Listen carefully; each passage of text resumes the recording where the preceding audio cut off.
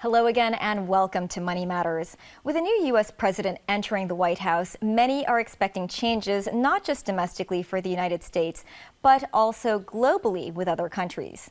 Tonight we have with us Janet Powell, director at The Economist Corporate Network, and Robert Greaves, chairman of the American Chamber of Commerce in Hong Kong. We'll be discussing how a Biden administration might impact relations with the U.S., China, and Hong Kong. Welcome to the show, both of you. Thanks for joining us tonight. So, Janet, how do you think diplomacy between the U.S. and China might change under a Biden-led administration? So under a Biden administration, I would expect to see a marked change in terms of tone and tactics in the way that the U.S. deals with China. However, I do not think that there should be an expectation of much improvement in terms of U.S.-China tensions. And this is because even before President Trump had been elected, there had been a bipartisan consensus that was developing in the U.S. in terms of being a more hard line on China.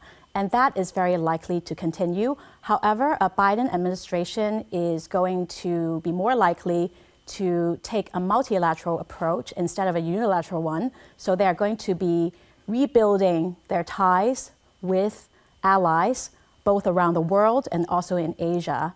And I think what they're going to do is to get China to abide more by the norms and rules and institutions that the U.S. is leading.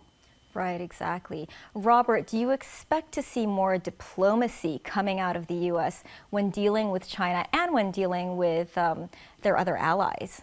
I do. I expect to see more, and I hope it continues. I think the Biden administration will go back to norms that have prevailed throughout the 20th century and the 21st century.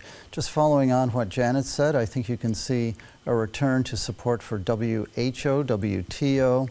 You might see a renewed look at TPP, and as Janet said, multilateral agreements all across the board. Right. I mean, once Biden takes care of domestic issues, I suppose, do you think that he will potentially reverse some of the changes that Trump made and some of those organizations that the U.S. stepped out of?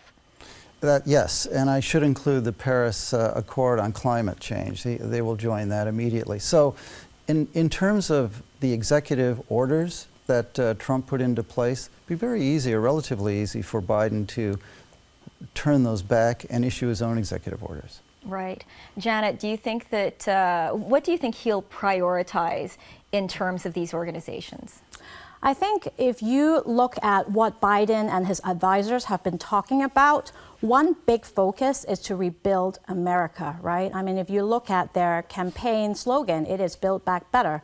So I think you're going to see a strong focus on enforcing American competitiveness and making foreign policy work for common Americans. So I think that is going to be a huge priority for a Biden administration. To get the U.S. back on a path and back healing, I think he said he really wanted to heal America now. Part of that might be working more closely with allies. How do you think he will do this, and will it be something that the U.S.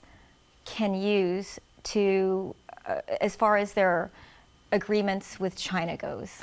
Well, I think you'll see the so-called Quad, India, Australia, and Japan working with the U.S. in concert. I think certainly Whitehall, Great Britain, is ready to work with America again. They've been waiting for an opportunity, and I think you'll see more there. And then you may see across the board other areas in Europe. I think Germany will be prepared as well. Okay. Go ahead. Look, Biden has been a centrist, and he's a known entity to many leaders around the world. And he has been very focused on leading the U.S.'s foreign policy, even as vice president. So I think that a lot of world leaders are going to look forward to the U.S.'s return to the global table, so to speak, and playing a greater role in matters ranging from climate change to trade policy to things like nuclear control. However, I think that if you look at domestic politics in the US, Biden only won by a very narrow margin.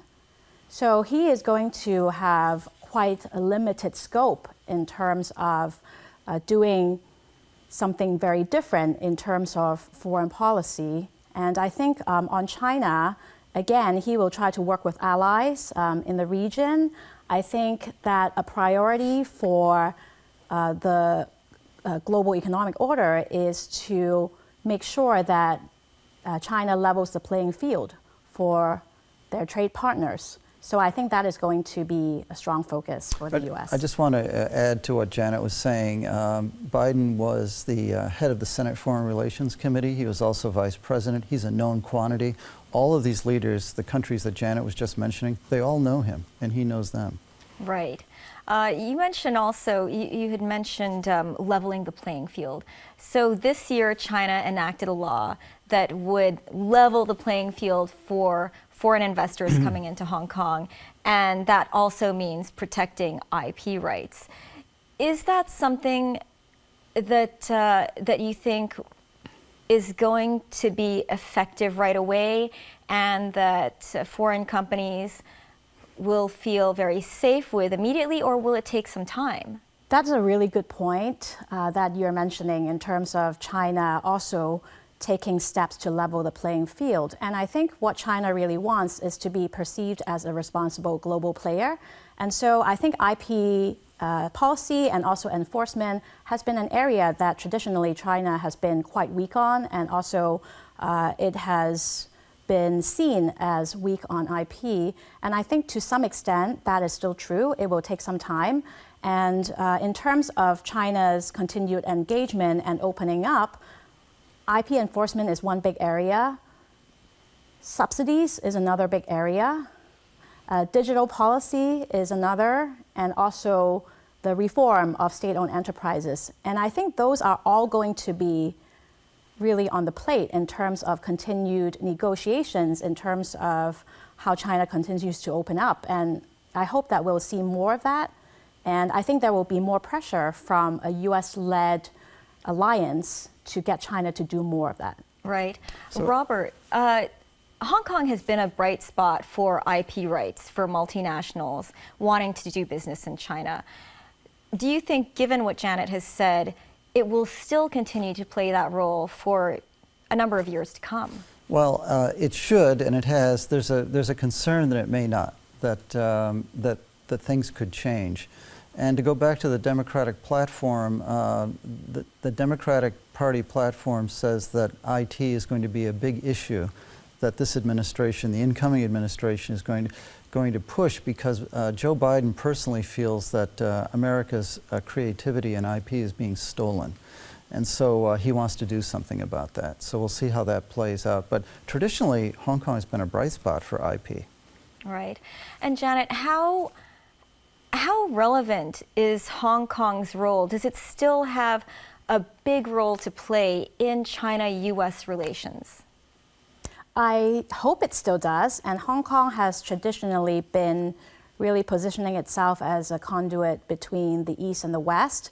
I think what we've seen in the past few years is that it has leaned more towards China, right? I mean, I think if you look at the company headquarters that are based in Hong Kong, Chinese companies have exceeded US companies and European companies 2 years ago already. So if you look at the composition of the non-Hong Kong businesses that are based in Hong Kong, I mean, the Chinese businesses are a big part, and I think that Hong Kong has a valuable role to play in terms of these areas that I think tap into some of the hard-to-replicate advantages of Hong Kong, like the rule of law, like trust from the world in terms of IP, in terms of the institutions, in terms of the freedoms that Hong Kong enjoys. And of course, the perception is that that has become much harder, especially throughout the last year and also this year. So Hong Kong actually has to work really hard to gain the trust, I think, of the world. And in a way, I like to talk about Hong Kong's advantages as the A, B, C, and D. And A is agility, B is balance, C is civility, and D is diversity. And these are areas that in the past Hong Kong has been really strong at. And I think in all of these areas, now Hong Kong is becoming more vulnerable. The politics are bitterly divided here, and I think there is a group of people in Hong Kong who want Hong Kong to be closer to China. There's another group of people, a large group of people who think that Hong Kong should remain very open to the world. I think that Hong Kong has to do both, and I think China wants Hong Kong to play a valuable role, and these are the areas of strength that Hong Kong really has to work on. So, Robert, how do your members feel about Hong Kong's role? Do they still feel that rule of law is something that is still safe in Hong Kong, or that Hong Kong is still a safe place to do business? They still believe that rule of law is strong in Hong Kong. They believe it's a great place to do business. If you look anywhere else in Asia, it is a terrific place. It's a great place to launch business into China. And as I said, the supply chain is unparalleled, and the talent here and in the mainland. So they don't want to leave. Thank you so much, Janet and Robert. Thanks for joining us tonight. Coming up next on Money Matters, clever designers squeeze every available centimeter of usable space out of Hong Kong's small flats. Stay with us.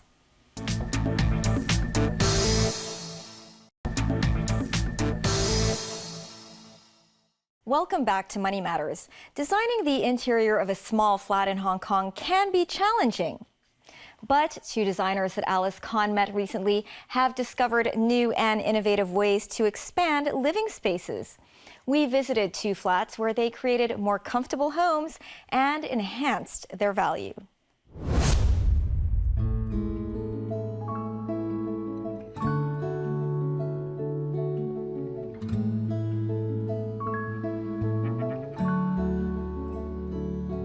This unit is only 380 square feet.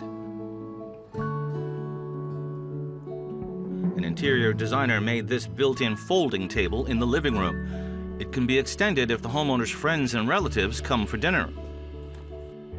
如果你本身已經有5、6個人或者7個人居住嘅話，其實 If a family has 5 or 6 members, the folding table will be used frequently. 與其成日都打開嘅話，就不如買一張真係。 Then I don't think it's a good idea to make a folding table. Then why not purchase a regular table which looks nicer than a folding table? 傢俬係稍有優勝嘅。 The building is almost 30 years old. The unit is small. The natural light is weak. It also has some other problems.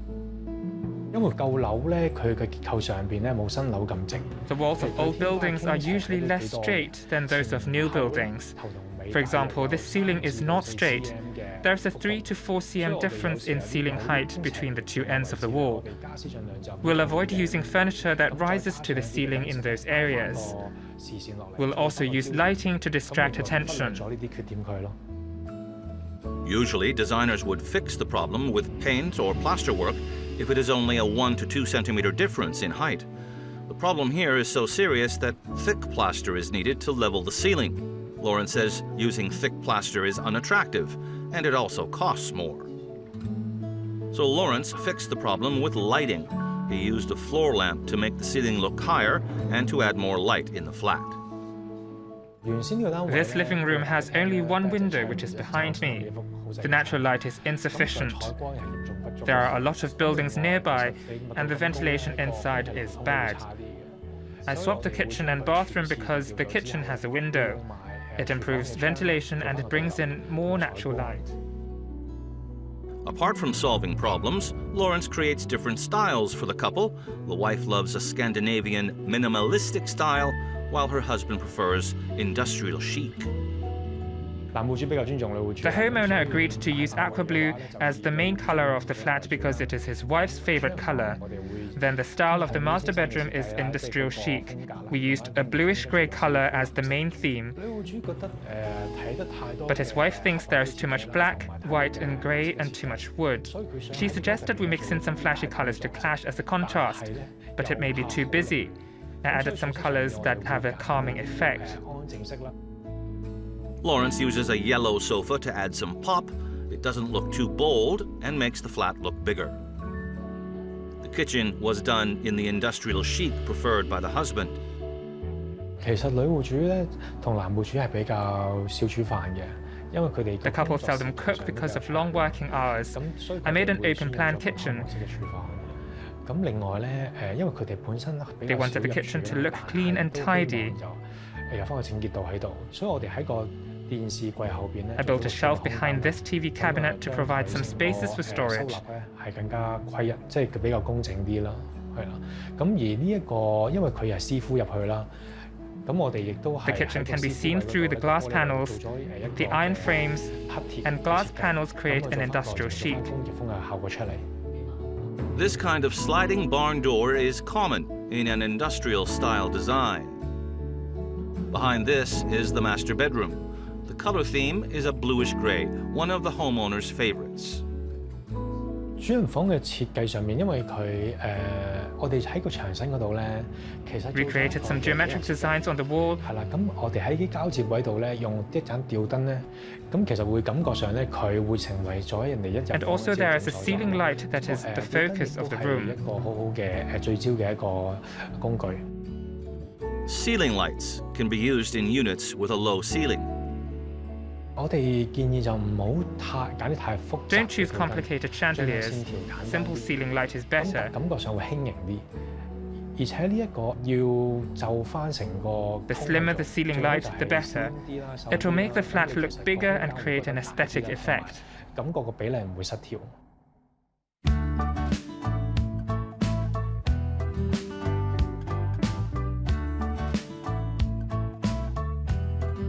Next is a 390 square foot unit. A couple with 3 children and a maid are living here.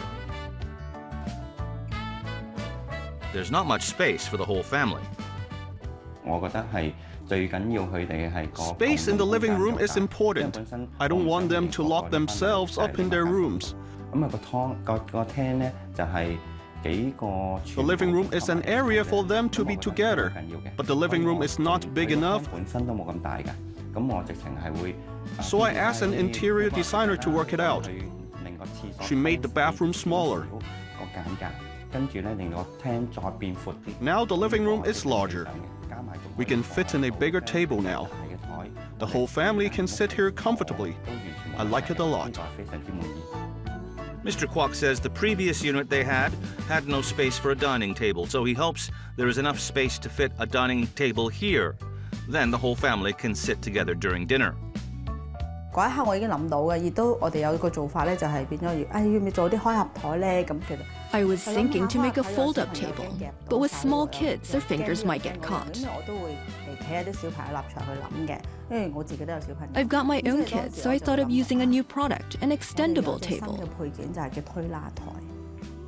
呢個咧我就為咗滿足客戶嘅要求。 I made this extendable table, which can be hidden when it is not in use. 即嘅餐台，咁加埋一張。 And this bench can also be hidden as well.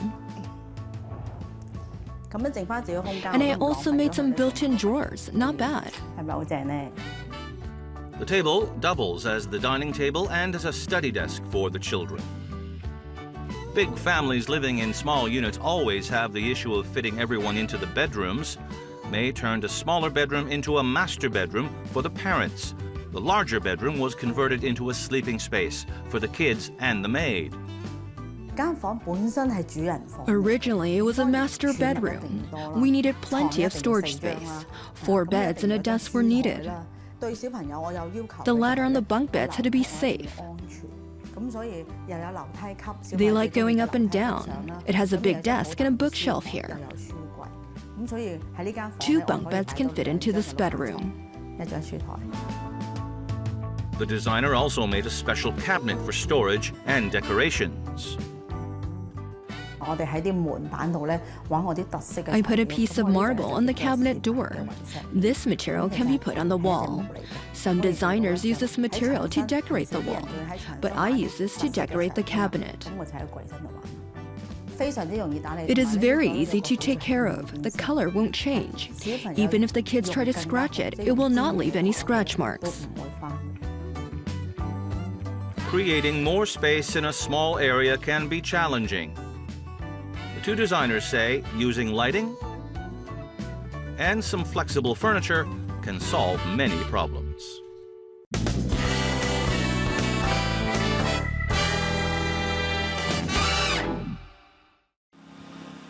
Tonight, the gift of flight. Warning, there is a no returns policy. Department of Agriculture workers in Washington state managed to destroy the first nest of so-called murder hornets. The nest, located near the Canadian border, all the best borders are Canadian, created concern because the Asian giant hornets are up to 5 centimeters long. Their sting can even end every breath you take. Government biologists and Ewoks who have forgotten how to climb trees flew into action, donning their extra thick protective suits to counter the murder hornet's 6mm stinger and its toxic venom. How do the researchers check the size of its stinger? Very carefully. They found what appeared to be a hive in this tree. How did they know the bugs were inside? They used the latest scientific method. The team quickly deployed its murder hornet vacuum, yes, it's a thing, to suck out the hive before it posed a threat to local honeybees. Pollination can now proceed with the stigma of 98 dead hornets forgotten. So just buzz off.